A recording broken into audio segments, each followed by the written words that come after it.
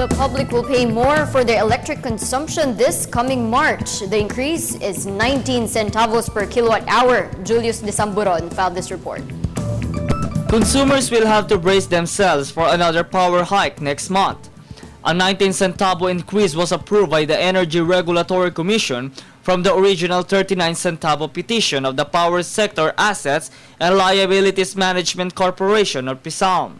ERC Executive Director Francis Juan explained that this will be used to pay PSALM's 53 billion pesos stranded cost. Mayroong mga gastos ang napukor doon sa pagbili niya ng kuryente sa mga IPPs o Independent Power Producers na hindi niya nababawi sa pamamagitan naman ng nasisingil niya doon sa kuryenteng ito na siya namang binebenta niya sa mga distribution utilities.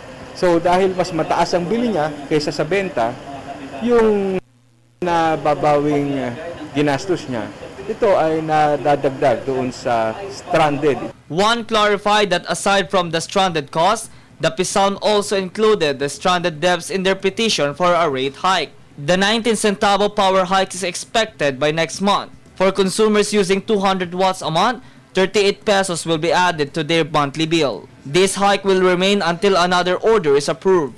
The ERC assured the protection of the consumers against overcharging despite power rate hikes.